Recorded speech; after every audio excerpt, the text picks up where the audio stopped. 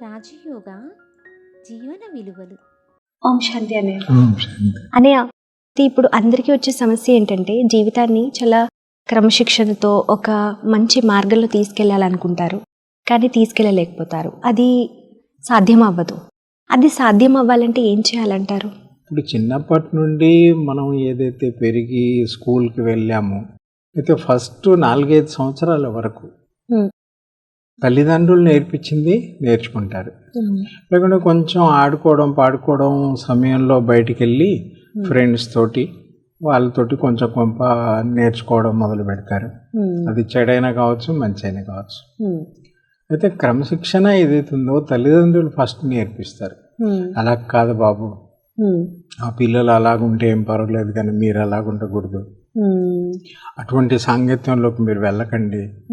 వీళ్ళకి తల్లిదండ్రులు తెలిసినప్పుడు ప్రయత్నం చేస్తారు ఆ పిల్లలతోటి దూరంగా ఉంటే మంచిదని.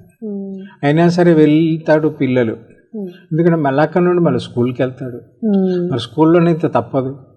ఎంతమంది అయితే పిల్లలు ఉన్నారో, మొత్తం స్కూళ్ళల్లో ఎంతమంది అయితే ఉన్నారో, అది తప్పదు. అయితే తల్లిదండ్రులు ఎల్లప్పుడూ జీవితాంతం వాళ్ళ గురువులే. వాళ్ళు మంచిది చెప్తారు మనకి ఎప్పుడైనా సరే. ఇంకొకటి, కొన్ని స్వభావ సంస్కారాలు మనవి కూడా ఉంటే పోయిన జన్మలే, తల్లిదండ్రులై కూడా కొన్ని పోయిన జన్మలే ఉంటాయి. ఈ జన్మలో వాళ్ళు కొంత ఆలోచించి హాన్ని ఇలాగ ఉండాలి, మా పిల్లలకి ఇలాగ నేర్పించాలనేది కూడా కొంత ఉంటుంది. షార్ట్గా చెప్పాలంటే మా తల్లిదండ్రులు ఏదైతే మాకు క్రమశిక్షణ ఇచ్చారో, స్కూల్లో ఏదైతే ఇచ్చారో, అది నాకు తర్వాత ఈ జ్ఞాన మార్గంలో వచ్చిన తర్వాత చాలా సహజం అయిపోయింది.